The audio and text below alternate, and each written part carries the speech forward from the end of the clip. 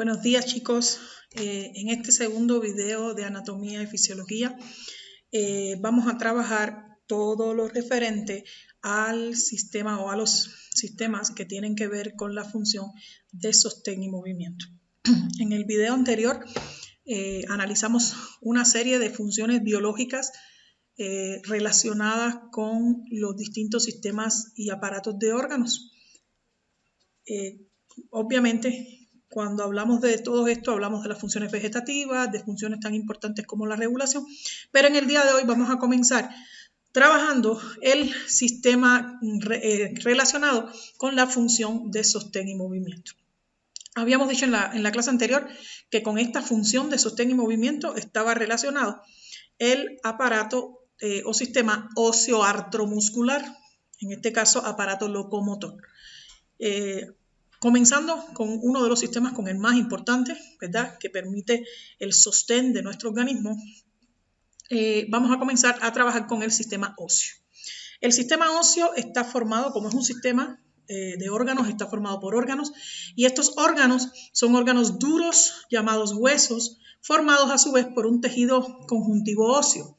El tejido conjuntivo está caracterizado por tener o poseer una abundante sustancia intercelular, o sea, entre célula y célula, abundante sustancia. En el caso específico del tejido óseo, esta sustancia intercelular va a tener abundantes sales de calcio. En el hombre, fosfato de calcio específicamente. En un recién nacido, o sea, el individuo, el humano acabado de nacer, tiene unos 303 huesos que a lo largo del desarrollo se van fusionando hasta quedar en el individuo adulto 206 huesos. Ahora, el esqueleto humano, todos sabemos que está formado de manera general por cabeza, tronco y extremidades, pero para su estudio vamos a trabajar con la clasificación de esqueleto axial y esqueleto apendicular, como pueden ver en la pantalla. El esqueleto axial está formado por los huesos que están alrededor de un eje longitudinal, o sea, alrededor de un eje longitudinal, como son el cráneo, los huesos del oído, que son el yunque, el martillo, uno de los huesos más pequeños del cuerpo, el hioides, la columna vertebral, el esternón y las costillas. El esqueleto apendicular, como lo dice su nombre, apéndices, va a estar formado por los miembros superiores e inferiores. Los miembros superiores van a estar unidos a la cintura escapular, mientras que los miembros inferiores están unidos a la cintura pelviana. Ahora, los huesos, de acuerdo a la relación que existe entre longitud y área, los huesos pueden estar formados o pueden clasificarse, disculpen, como huesos largos, huesos cortos, huesos planos y huesos irregulares. Vamos a hablar primero de los huesos largos. Los huesos largos son aquellos en los que predomina más la longitud que el área. Ejemplo clásico, el fémur del muslo, la tibia, el peroné, el húmero. Ok. En el caso de los huesos cortos, vamos a hablar que en ellos predomina más el ancho que la longitud. O sea, son huesos, como lo dice su nombre, son huesitos cortos. Y está formado, los clásicos son los tarsos y los carpos. En el caso de los huesos planos, vamos a encontrar que en los huesos planos predomina el área del hueso. En el ejemplo del hueso plano tenemos ejemplos clásicos como el cráneo, el esternón. Ahora, los huesos irregulares. Los huesos irregulares no tienen una forma definida y ahí encontramos como clásico las vértebras. Los huesos sesamoideos son aquellos que protegen los tendones y son los huesos clásicos de las palmas y las plantas de los pies. El desarrollo de los huesos va a partir de células, durante el desarrollo embrionario, células llamadas osteocitos. Estos osteocitos se van a madurar, van a desarrollarse, se van a especializar en dos tipos de células óseas, los osteoblastos y los osteoclastos. Ahora, ¿qué función tiene cada uno de ellos?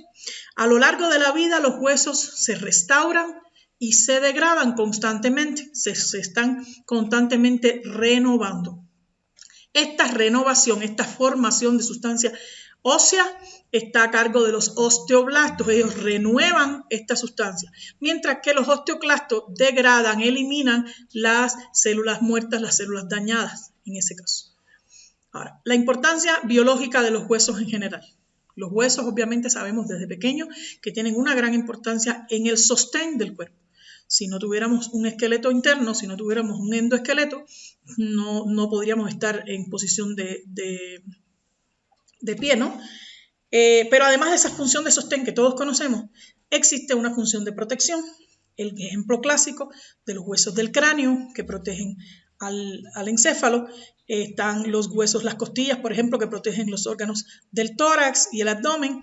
Ahora, además de estas dos funciones, tienen asistencia al movimiento, ¿verdad? Junto con cartílagos, junto con músculos, permiten el movimiento del organismo, por eso entran dentro de esta función de sostén y movimiento. Ahora, de homeostasis mineral. ¿Qué quiere decir homeostasis? Primero, la homeostasis u homeostasia es el equilibrio del medio interno, ¿verdad? Este equilibrio mineral tiene que ver con los huesos. ¿Por qué razón? Puesto que, digamos, poner el ejemplo clásico, vamos a pensar en una persona que sus niveles de calcio en sangre estén disminuidos. Si hay disminución de los niveles de calcio en sangre y tienen que mantener un nivel específico para un buen funcionamiento del sistema, intervienen glándulas, por ejemplo, como la paratiroides, que el órgano blanco al que van a buscar ese calcio para elevarlo en sangre van a ser los huesos. O sea, los huesos permiten, ellos brindan, ellos proveen calcio cuando este nivel de calcio en sangre disminuye. Por eso se habla de que tienen una función importante en la homeostasis, o sea, en el equilibrio de las sales minerales en el cuerpo. Además de esto, tienen función de producción de células sanguíneas, porque todos sabemos que en la médula ósea de los huesos largos se forman los glóbulos rojos y células sanguíneas de manera general. Habiendo terminado con el sistema óseo, que ya vemos la importancia que tiene, obviamente hice un breve resumen, ¿verdad?, de lo más importante de este sistema. También vinculado al sistema óseo para el sostén y movimiento se encuentra, por supuesto, el sistema muscular. Sistema muscular, que como es un sistema, ya dijimos que estaba formado por órganos, y estos órganos se van a llamar músculos. Los músculos van a ser los órganos que a su vez van a estar formados por tejido muscular. En los organismos, en el hombre, existen 3 tipos de tejido muscular. Está el tejido muscular esquelético, que es aquel que tiene sus características y forma los músculos esqueléticos pegados a los huesos. Está el muscular liso, que forma los órganos internos, y está el muscular estriado cardíaco específico, único del corazón. Los que nos interesan, en realidad, vamos a hablar de los músculos esqueléticos. ¿Qué funciones tienen los músculos? Obviamente, función de movimiento, esa es la clásica, ¿verdad? Pero además permiten estabilizar la posición corporal, o sea, las posiciones de sentado, parado.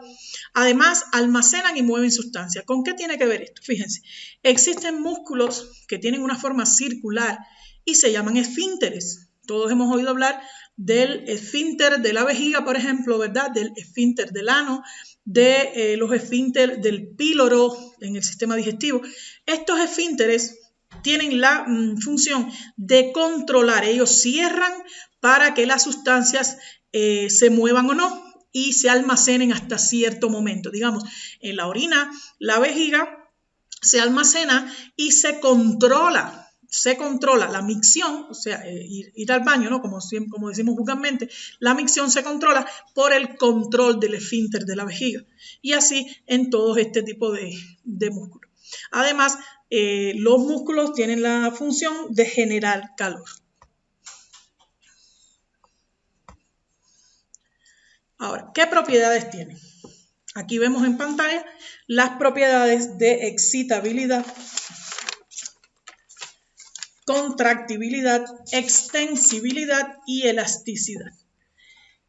La excitabilidad de los músculos, fíjense, también es una capacidad que tienen las neuronas. ¿Qué pasa con la excitabilidad?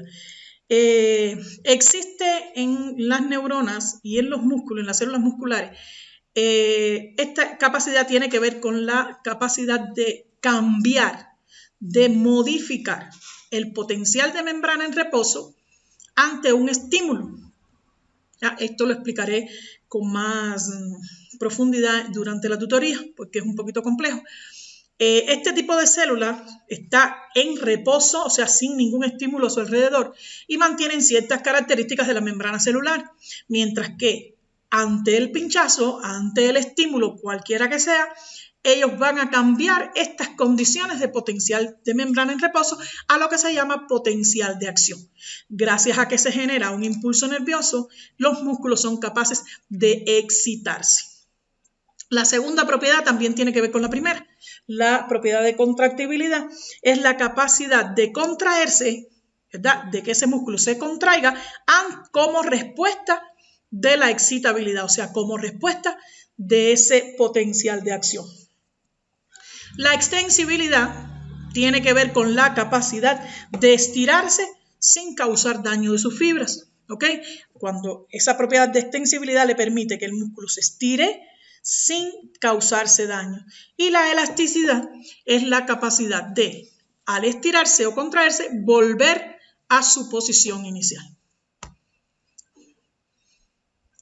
Entonces, habiendo hablado del sistema óseo, habiendo hablado del sistema muscular, vamos a hablar de un sistema que tiene la capacidad de unir los componentes del sistema óseo y permitir movimientos mecánicos, proporcionando elasticidad y plasticidad al cuerpo. Entonces, vemos que este sistema, este aparato locomotor óseo artromuscular, tiene como función el movimiento, ¿verdad? La elasticidad y la plasticidad del cuerpo. Este sistema es el sistema articular formado por las articulaciones, que ya dijimos que son puntos de unión. Ahora, estas articulaciones, además de otras estructuras, están formadas por ligamentos que unen los huesos, tendones que unen huesos y músculos y cartílagos que se encargan de la elasticidad. En este punto, chicos, durante la tutoría yo les haré llegar qué vamos a hacer de taller con este tema que hemos desarrollado. Espero que hayan entendido y cualquier duda estamos en contacto.